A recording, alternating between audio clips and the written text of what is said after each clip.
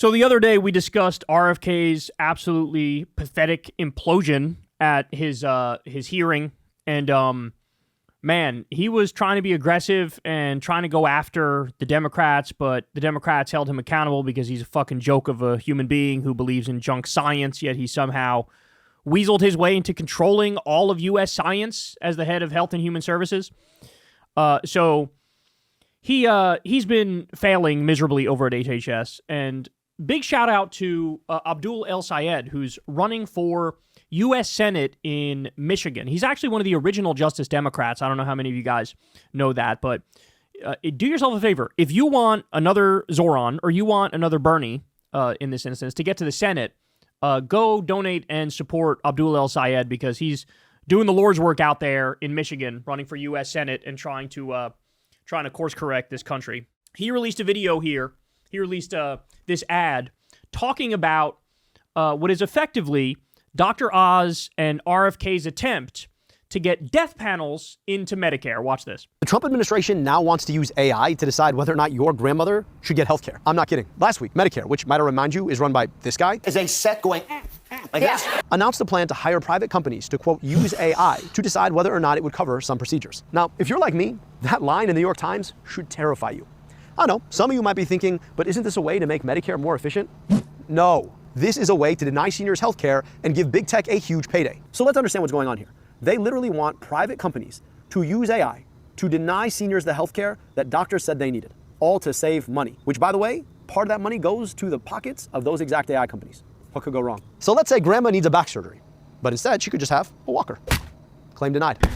You get what you paid for. So if we're literally paying AI companies to deny people care, that's exactly what we're gonna get. Forget about the AI of it all.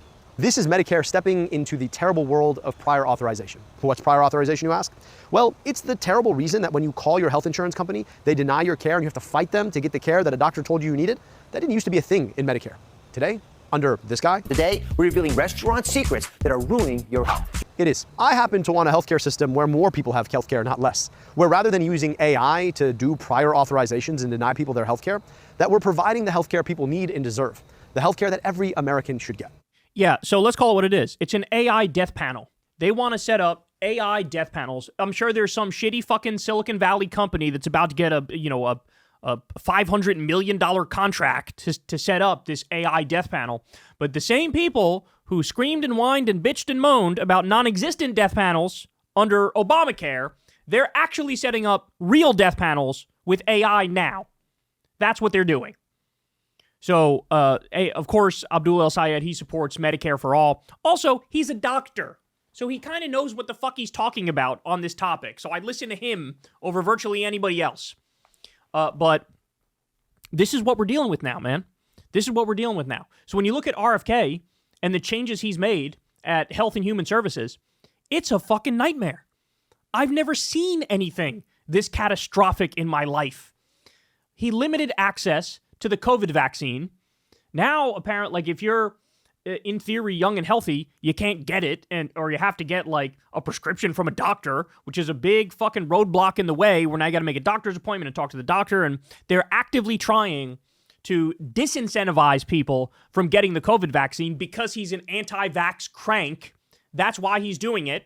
He literally put vaccine skeptics on an important advisory panel, knowing that's who they are, because again, he's trying to infect HHS and the CDC with this backwards ideology of vaccine denial.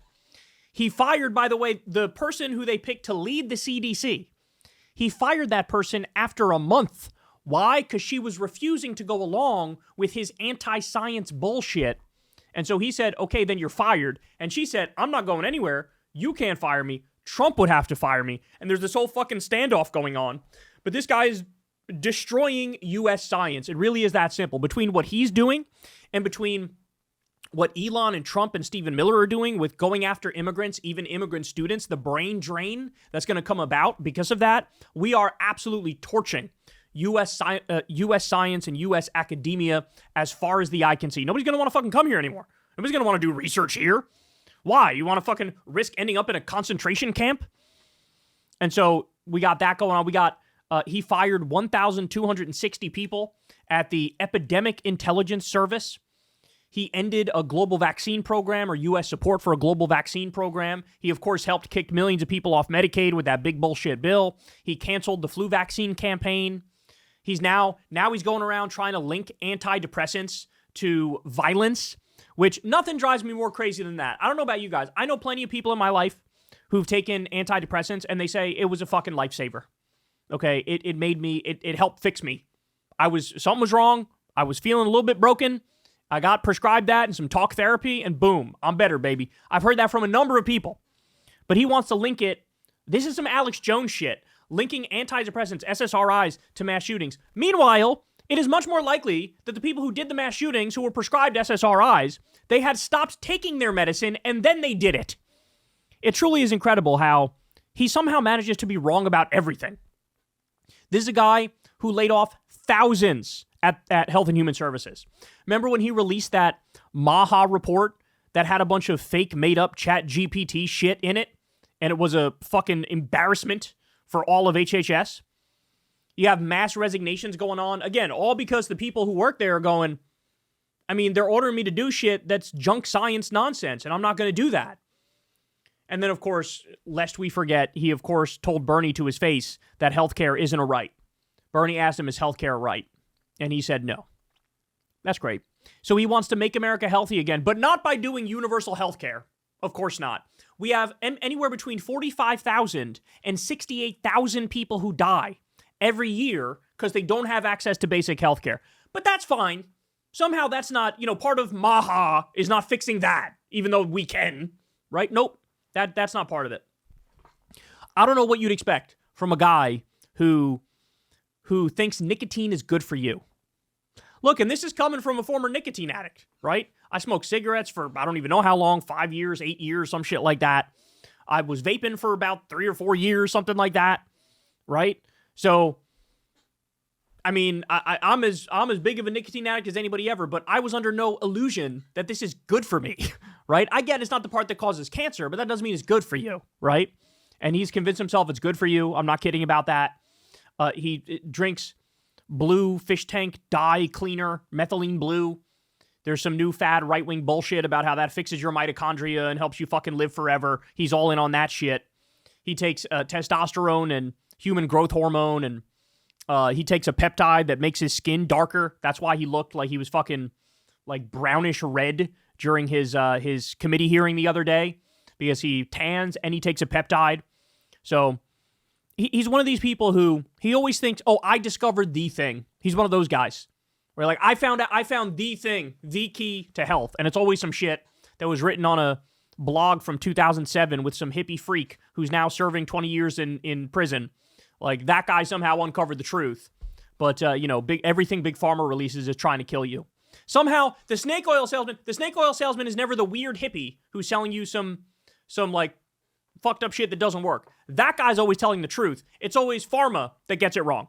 Even though we know antibiotics work, we know vaccines work, we know painkillers are going to kill the pain, we know that the medicine works. See, that's the thing. There's a difference between us and them. My ideology is, I'm against Big Pharma because Big Pharma is price gouging the shit out of you. I want you to be able to get that medicine without going bankrupt. So I'm anti-Big Pharma because I'm anti-price gouging. He's anti-Big Pharma because he's anti-modern medicine. He's the type to say, no, the pills just don't work. They're just poisoning you. Okay, well then you're a fucking jackass and you're against science. I don't know what you want me to tell you. That's what it is. There's a big difference between a left-wing criticism of Big Pharma and whatever fucking his criticism of Big Pharma is, which is just horse shit. So anyway, shout out to Abdul El-Sayed. Let's call it what it is. RFK and Dr. Oz are giving us death panels. That's what they're giving us. Hey y'all, do me a favor and like and subscribe. It helps out big time in the algorithm. Click the bell as well for notifications when videos drop, and watch that video on screen right now. You know you want to.